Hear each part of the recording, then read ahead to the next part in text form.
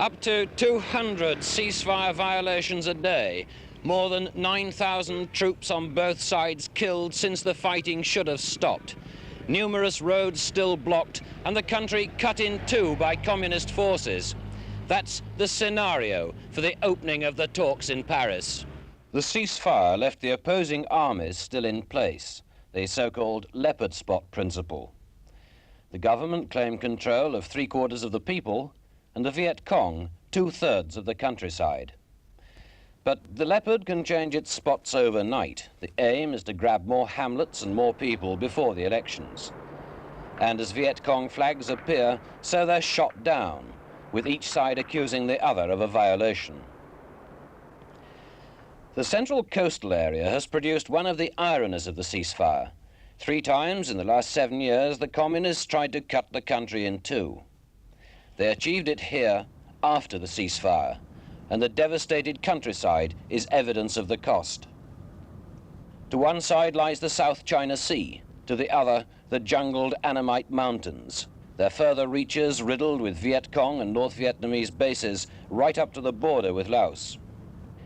In the bitter fighting immediately before and after the ceasefire, the communists won control of the road as well. The South Vietnamese lost 700 men, and their only highway link between Saigon and the strategically important city of Da Nang to the north. The International Control Commission, made up of 1,106 delegates from Canada, Hungary, Indonesia and Poland, is one of the 2 bodies charged with policing the ceasefire. The other is the Joint Military Commission. The current chairman of the Control Commission is one of Canada's ambassadors, Monsieur Michel Gauvin. We are not a peacekeeping force. Our task is to observe how the ceasefire agreement is implemented. And that is one task that we have been able to achieve. Have you got enough men to do that job?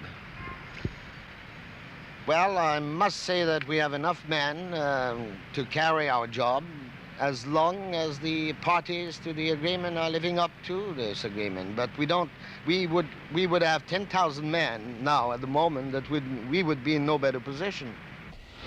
In a closely guarded compound inside the sprawling Tan Son Nhut Air Base in Saigon are the North Vietnamese and Viet Cong members of the Joint Military Commission. Newsmen have not been allowed access to them, except when they appeared for a joint meeting with the Control Commission at the beginning of the month.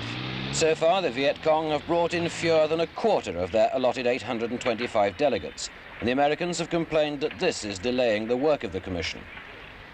When President Nixon's special advisor, Dr. Kissinger, outlined the Vietnam ceasefire agreement, he said it's clear that whether this agreement brings a lasting peace or not depends not only on its provisions, but also on the spirit in which it's implemented. Well, so far there's been a notable absence of that sort of spirit. The hope now must be that the Paris conference can help supply it.